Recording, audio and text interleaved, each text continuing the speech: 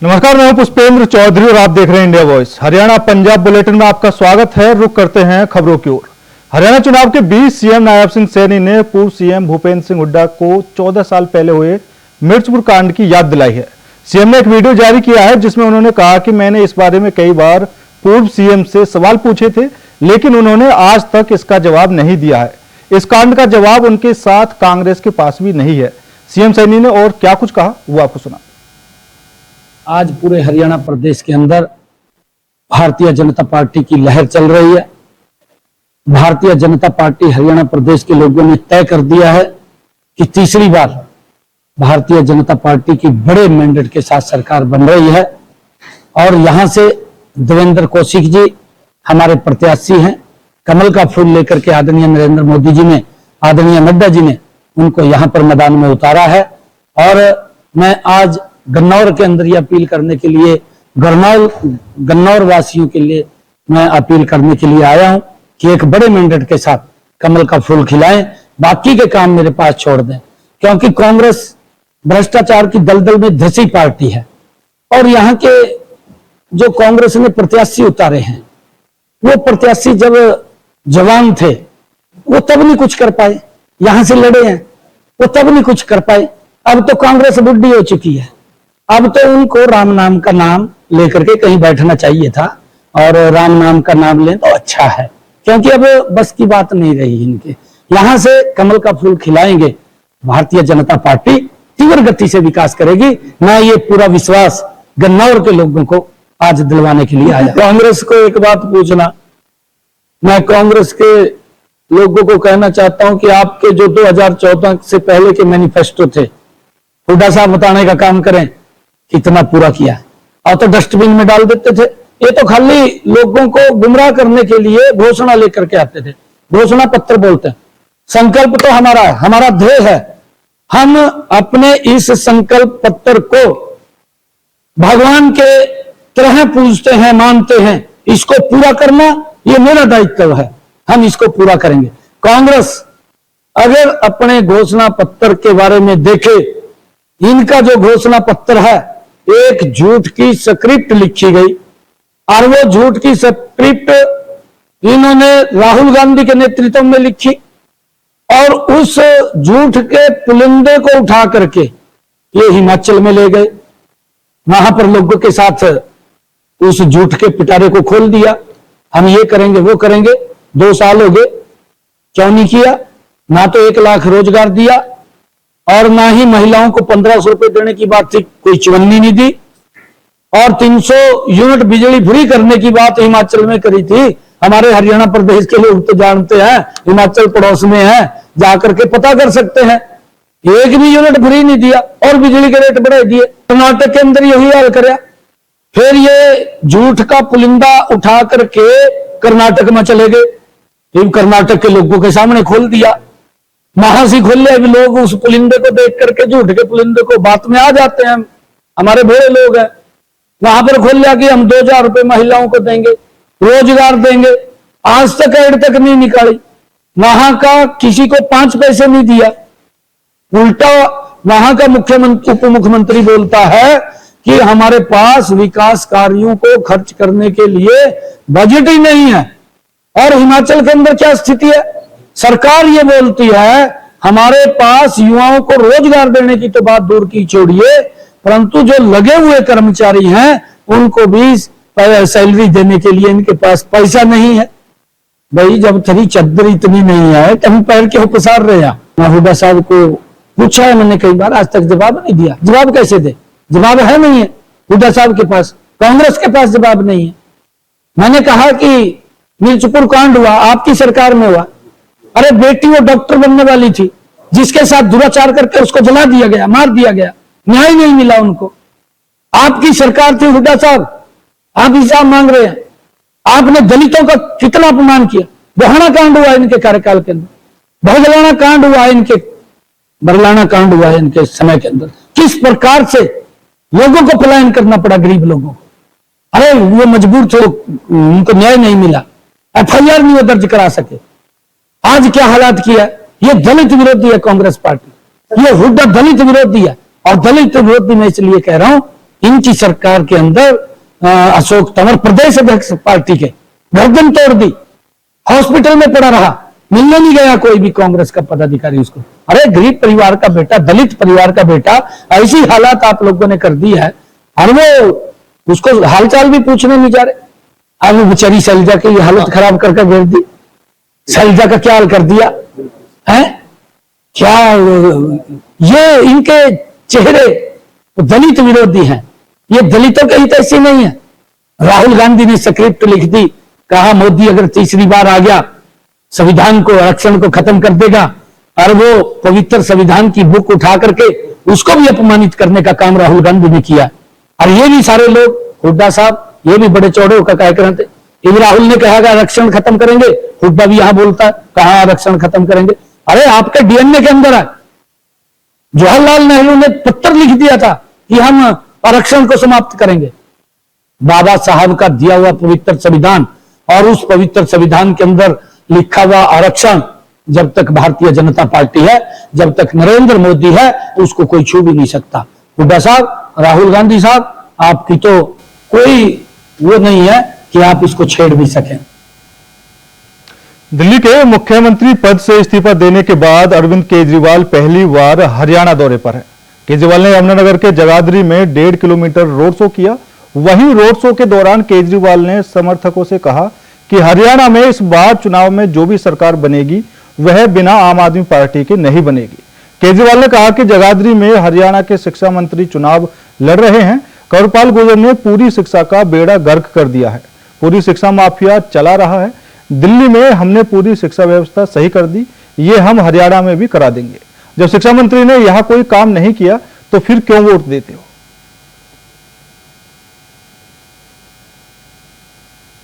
चुके हैं मंदिर के सामने खड़े हैं। मैं पूरे मन से चरण स्पर्श करता हूँ, अपनी प्रार्थना अरदास करता हूँ। लेकिन मुझे बताया गया कि मेरा मन था कि मैं मंदिर में जाके अपना नमन करूं,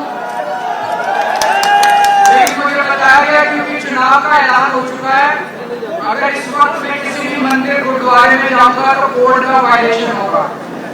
मैं फिर आऊंगा जगाधरी और फिर आज मेरी मजबूरी की वजह से मैं यहीं से चरण वंदना करता हूं और प्रार्थना करता हूं भगवान जी की और आशीर्वाद लेता हूं। बहुत बहुत इस बार पूरा हरियाणा बदलाव मांग रहा है और हरियाणा में जो भी सरकार बनेगी आम आदमी पार्टी के सपोर्ट के बिना नहीं बनेगी। आम आदमी पार्टी की इतनी सीटें आ रही है, आने के बाद मैंने हिसाब लगाया, इतनी सीटें आ रही हैं कि जो भी सरकार बनेगी हरियाणा में आम आदमी पार्टी के सपोर्ट के बिना नहीं बनेगी और पूरे हरियाणा में सबसे पहली सीट जीतेंगे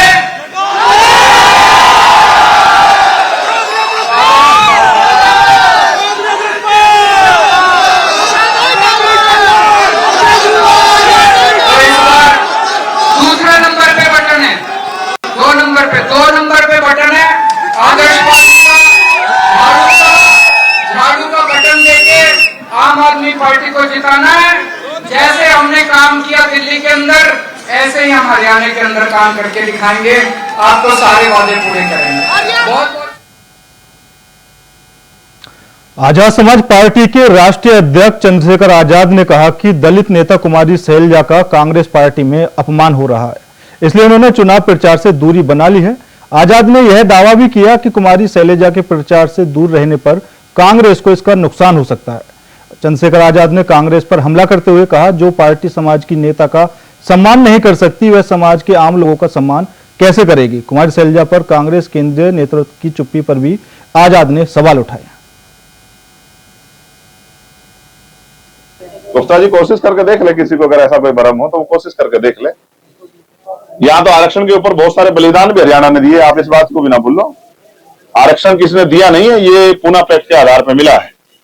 जब आरक्षण के विरोध में बात होगी तो हम लोग इसका फैसला दिल्ली में खड़े होकर करेंगे, मना ही नहीं है। भाई एक आदमी कितनी बार अपमानित होगा आप मुझे बताइए, जिसने इतने लंबे समय तक पार्टी की सेवा की हो और आज उसको जो है जिस तरह से उसे अपमानित करने का काम किया। हमें शर्म के साथ कहना पड़ रहा है कि एक तरफ तो साइडलाइन कर दिया गया है, दूसरी तरफ उनकी पूरी मेहनत पे भी, और जिस तरह की टिप्पणियां जो लोग सरकार में सपना देख रहे हैं आने का वो लोग कर रहे हैं, ये समझना चाहिए कि उनके भी घर में बहन बेटी है। इतना अहंकार नहीं होना चाहिए, और समाज सब देख रहा है। ऐसा ना हो ऐसी बाजी पलटी जाए कि आपकी आंखें जिस दिन 8 तारीख को खुले तो आपको ऐसा, और सेंटर के जो उनकी लीडरशिप बिल्कुल चुप है। ये भी इस बात का उदाहरण है कि सब कुछ मिले जुले तरीके से हो रहा है। तो हमारे लोगों को सावधान रहना है। जो लोग आज उन पार्टियों में हमारे समाज के नेता उन्हीं की इज्जत नहीं करते, तो हमारे समाज की क्या इज्जत करेंगे, ये भी समझने का विषय। रानिया जो हल्का है, आप ये जानते हैं कि लंबे समय से चौधरी रणजीत सिंह जी यहाँ मेहनत कर रहे हैं और जनता का आशीर्वाद उनके साथ। मैं ना भी आता तो भी वो यहाँ से जीते, लेकिन मेरा ये फर्ज है क्योंकि हम सब लोग मिलकर लड़ रहे हैं और बराबर में डगवाली भी है। आज हम लोग यहाँ इस क्षेत्र में और इस अपील के साथ हैं कि इस पिछली बार से ज्यादा मतों से इस बार फिर से चौधरी रणजीत सिंह जी को जिता के हमारे साथी विधानसभा भेजे। और आपको एहसास नहीं है, जिस दिन से हम लोगों ने ये ऐलान किया था, आप गांव में जाके देखेंगे, क्योंकि मान सम्मान तो सभी का करना पड़ता है, लेकिन आप देखना कि एक एक वोट जो है वो चौधरी रणजीत सिंह जी को जाएगी। ये जिस दिन आप 5 तारीख को पोलिंग हो और 8 तारीख में खुलेगा, आपको पता लगेगा। मैं फिर कह रहा हूं, बाबा साहब अम्बेडकर ने पार्टी क्यों बनाई? उस समय भी ये सेंटर के दल थे। चौधरी देवीलाल जी ने पार्टी क्यों बनाई? उस समय भी ये सेंटर के दल थे, क्योंकि वो जानते थे कि अपनी समस्याओं के हल के लिए, अपने मान सम्मान की लड़ाई के लिए हमें लड़ना पड़ेगा, कोई और नहीं लड़ेगा लड़ाई। आज ये अपनी शक्ति को भूल रहे हैं। मैं फिर कह रहा हूं, जिस दिन इन्हें अपनी शक्ति का एहसास हुआ किसान का मेरे को, फिर इनको इनके खिलाफ जो है जो फैसले होते हैं दिल्ली बैठ के वो नहीं। हरियाणा के यमुनानगर में दिल्ली के पूर्व मुख्यमंत्री अरविंद केजरीवाल ने आज एक रैली को संबोधित किया, जिसे लेकर हरियाणा के पूर्व गृह मंत्री अनिल विज ने तंज कसते हुए कहा कि केजरीवाल की क्या लोगों को सरकार देंगे। सबसे पहले पंजाब में आम आदमी पार्टी की सरकार है, तो वो सबसे पहले हरियाणा का पानी दिलवाएं और फिर वोट की बात करें। वही अनिल विज ने भूपिंदर हुड्डा पर निशाना साधते हुए कहा कि ये जो चुनाव है ये जुमले हैं, वास्तविकता में ये कांग्रेस कार्यकाल के वक्त में एशियाई गेम्स होते थे, जिसमें खिलाड़ी मेडल लेकर आए थे और इन्होंने उनको इनाम तक नहीं दिए। देखिए, ये तो जुमले हैं चुनाव के। वास्तविकता ये है कि इनके टाइम में एशियन गेम्स हुई थी, उसमें खिलाड़ी मेडल लेकर आए थे और इन्होंने उनके इनाम नहीं दिए थे और इनकी सरकार लोगों ने उखाड़ कर फेंक दी थी, उनके इनाम मैंने दिए। तो ये है इनका खिलाड़ियों का प्रेम। खिलाड़ियों को मेरे टाइम में जब खेले हुई, साक्षी मलिक को मैंने एयरपोर्ट पर जाके चेक दिया था। ये अंतर है भारतीय जनता पार्टी का और कांग्रेस की पार्टी का। कांग्रेस नाम की कोई पार्टी नहीं है हरियाणा में। इस पार्टी के 16 साल से चुनाव नहीं हुए हैं। ये तो अलग अलग धड़ों का एक समूह है और उन धड़ों ने लगभग सभी जगह से अपने प्रत्यक्ष या अप्रत्यक्ष प्रत्याशी खड़े किए हुए हैं। ये एक दूसरे के साथ लड़ रहे हैं, हमारे साथ इनकी कोई लड़ाई नहीं। देखिए, भाजपा जो कहती है वो करती है। जब भी जहां पर जो बात कही, हमने कहा था हम धारा 370 खत्म करेंगे, हमने धारा 370 खत्म करके दिखाई। हमने कहा था कि हम राम मंदिर बनवा के रहेंगे, हमने राम मंदिर बनवा के दिया। हमने कहा था कि हम 3 तलाक को खत्म करेंगे, हमने खत्म करके दिया। हम जो कहते हैं, मैं ये कुछ कठिन कठिन बातें आपको बता रहा हूं, वो हमने की, हम उनके लिए स्टैंड करते। फतेहाबाद के गांव जाड़वाला बांगड़ में पहुंचे इनेलो नेता अभय सिंह चौटाला ने बीजेपी के मैनिफेस्टो पर अपनी प्रतिक्रिया दी है। वहीं बीजेपी के मैनिफेस्टो को धोखा बताते हुए उन्होंने कहा कि प्रदेश में इनेलो बसपा गठबंधन की सरकार बनने जा रही है। बीजेपी लोगों का विश्वास खो चुकी है। वहीं कांग्रेस ने उन उम्मीदवारों को मैदान में उतारा है जो कि पैसों के बल पर जीत हासिल करना चाहते हैं। कैथल में बीते दिनों दुष्यंत चौटाला से सवाल पूछने वाले कबड्डी खिलाड़ी पर हमले के मामले को लेकर भी अभय सिंह चौटाला ने अपनी प्रतिक्रिया दी। कहा, अगर कोई गलत सवाल पूछता है तो उसे समझाना चाहिए। इस प्रकार की हरकत बौखलाहट का नतीजा है। जननायक जनता पार्टी खत्म हो चुकी है। देखा है अभी गांव के अंदर पूरा गांव आया हुआ था, माताएं बहनें बहुत बड़ी से और 500 से 700 आदमी इससे आप लगा सकते हो कि लोगों ने हमारे गठबंधन के ऊपर विश्वास व्यक्त किया। जो कांग्रेस पार्टी है, बीजेपी पार्टी है, बीजेपी तो लोग सत्ता से बात कर ही रहे, कांग्रेस के पास तो उम्मीदवारी भी ऐसे लोगों को टिकटें दे रखी है जिनको बोलने की समझ नहीं है, मतलब जो केवल पैसे के बलबूते पे चुनाव जीतना चाहते, कुछ ऐसे लोगों को भी दे रखी है। हरियाणा का आदमी पैसे से नहीं, विश्वास के साथ वोट देता है। यमुनानगर में 6 साल की बच्ची के साथ हुए दुष्कर्म के बाद हत्या का बड़ा मामला सामने आया है। वहीं पुलिस ने कार्रवाई करते हुए आरोपी को गिरफ्तार कर लिया है और बच्ची के शव को कब्जे में लेकर पोस्टमार्टम करवाया गया। 6 साल की मासूम अपने पिता के साथ कुछ पैसे लेकर बाजार में सामान लेने गई थी, लेकिन जब बच्चे घर नहीं पहुंचे तो परिवार ने आस पड़ोस में बच्ची को ढूंढने का प्रयास किया और बुढ़िया साहिब गुरुद्वारे में लगे हुए कैमरे में आरोपी दोनों बहनों को जंगल की तरफ ले जाता हुआ दिखाई दिया, जिसमें एक बहन तो वापस आ गई, लेकिन दूसरी मासूम 6 साल की बच्ची के साथ आरोपी ने हैवानियत की सारी हदें पार कर दी और बच्ची के कपड़ों से ही बच्ची का गला दबाकर उसकी हत्या कर दी। कल लगभग 10 साढ़े 10 बजे एक बच्ची थी जो अपने घर से खेलने के लिए गई थी और वो लगभग 2 घंटे तक अपने घर में नहीं आई थी, तो उसके मदर फादर ने उसको ट्रेस करना शुरू किया कि वो कहाँ पर है। तो इस दौरान उन्होंने एक फुटेज चेक की गुरुद्वारे के अंदर, तो उसमें एक आदमी 2 बच्चियों को बैक साइड पे लेके जा रहा था, तो उसके थोड़ी देर बाद एक लड़की तो वापस आ गई थी, लेकिन दूसरी लड़की वापस नहीं आई। तो जिसके आधार पर हमने उस आदमी की शिनाख्त करके उसको आइडेंटिफाई किया था और उसको पूछताछ की, तो उसकी अरेस्ट की थी। उसने आज सुबह हमारे को लगभग 11-12 बजे के लगभग उस बच्ची की डेड बॉडी रिकवर करवा दी। अम्बाला शहर में बीजेपी का ग्राफ तेजी से बढ़ रहा है। ऐसे में विरोधी खेमों के नेता भी बीजेपी में शामिल होने लगे हैं। अम्बाला में शुक्रवार को आम आदमी पार्टी को बड़ा झटका लगा है। अम्बाला शहर से आम आदमी पार्टी की टिकट के प्रबल दावेदार और अम्बाला लोकसभा सीट के उप प्रधान सुखजीत सिंह ने सैकड़ों समर्थकों के साथ आम आदमी पार्टी को छोड़कर भाजपा का दामन थामा, जिन्हें भाजपा के प्रत्याशी असीम गोयल ने खुद पार्टी का पटका पहनाकर शामिल किया।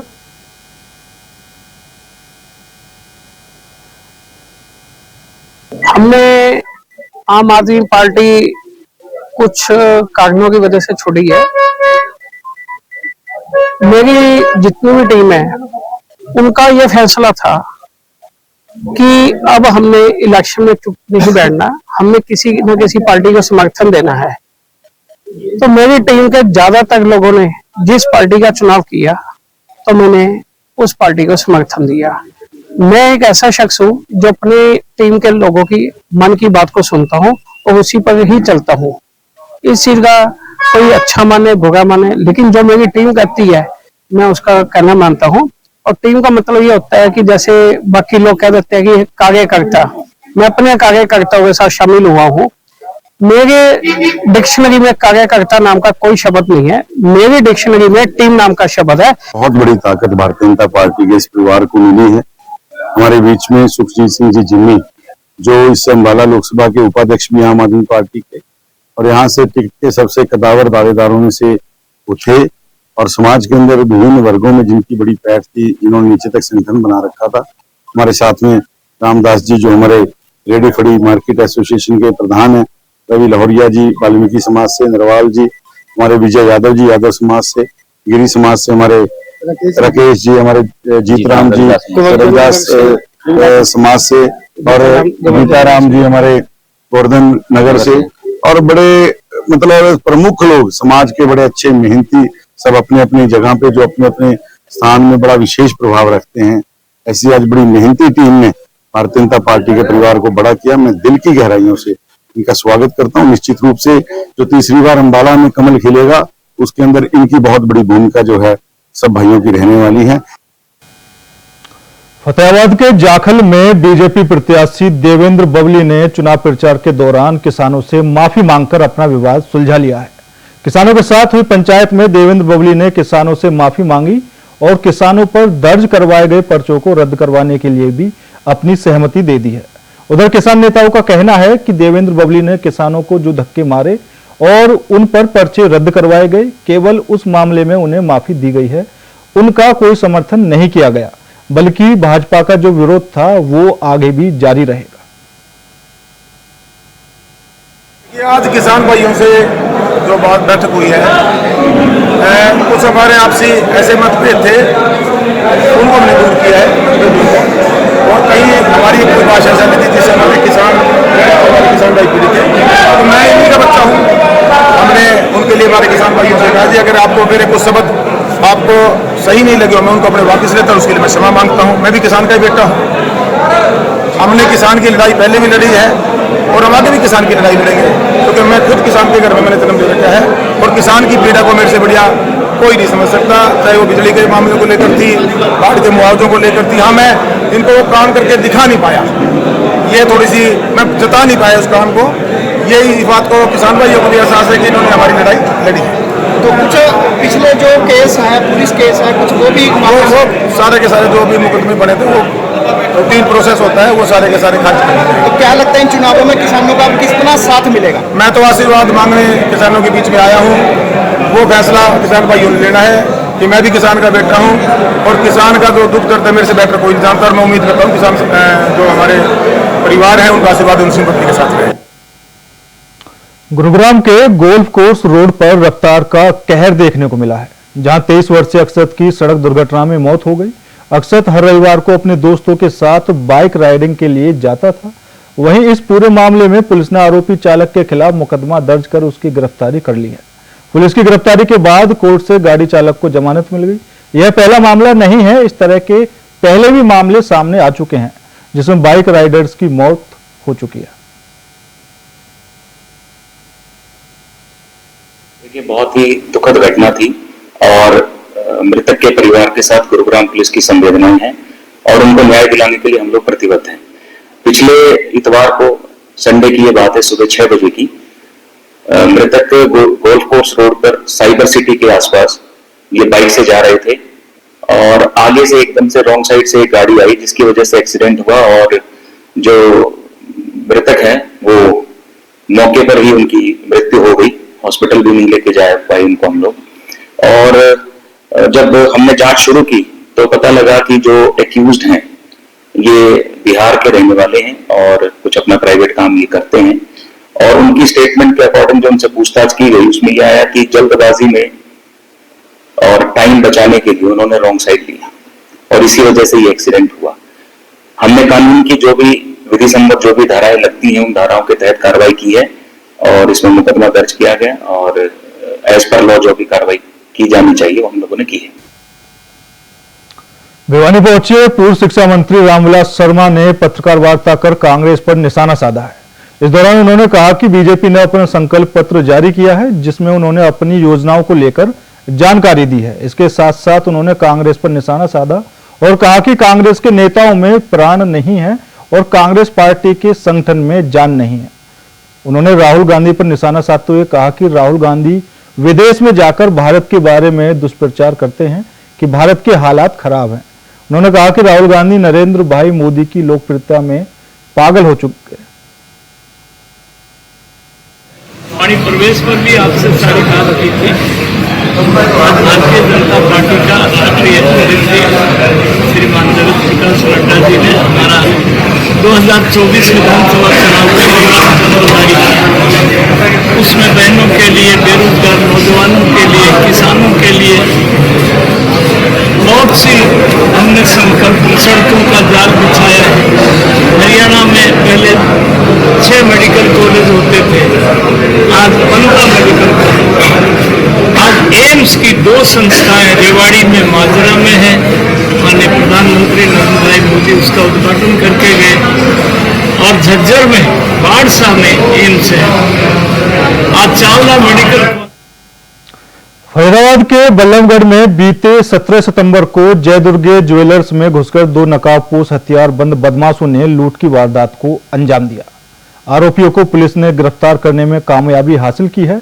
इस मामले में एसीपी क्राइम अमन यादव ने जानकारी देते हुए बताया, दोनों आरोपियों ने पूछताछ में हथियार के लाने वाले सोर्स का पता बता दिया है, जिसे जल्द गिरफ्तार कर लिया जाएगा। फिलहाल आरोपियों के कब्जे से वारदात में प्रयोग की गई स्कूटी, एक चाकू, एक जिंदा रोज सहित कट्टा बरामद कर लिया गया है।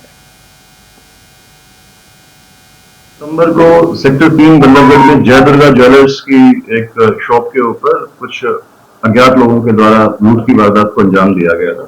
उसी संदर्भ में FIR number 518 sector 8 police station के अंदर दर्ज की गई थी और उसमें क्राइम ब्रांच ऊंचा गांव की टीम, जिसके इंचार्ज पीएसआई हिमांशु है, इस टीम ने इस मामले में जो आरोपी हैं उनको गिरफ्तार करने के अंदर कामयाबी हासिल की है और दो आरोपी जिन्होंने वारदात को अंजाम दिया था उनको गिरफ्तार किया गया है। एक आरोपी का नाम वरुण गुप्ता है जो दिल्ली शहादरा का रहने वाला है और 32 साल का है, डिलीवरी बॉय का काम करता है, तथा उसका जो साथी है प्रशांत, वो बल्लभगढ़ सेक्टर 3 का ही रहने वाला है, 25 साल का है और बेरोजगार है, कोई काम नहीं करता। फरीदाबाद के अजरौदा गांव में 15 सितंबर को राजू नाम के शख्स की हत्या और उसके दो भतीजों पर जानलेवा हमले करने वाले मामले में पुलिस ने एक नामजद आरोपी को गिरफ्तार करने में सफलता हासिल की है। मृतक राजू एक होटल और जिम का संचालक था। पुलिस के मुताबिक आरोपी का नाम भारत उर्फ कल्लू है, जिस पर पहले भी अवैध हथियार के 2 मुकदमे दर्ज हैं। आरोपी ने अपने 7 साथियों के साथ मिलकर इस हत्याकांड को अंजाम दिया था।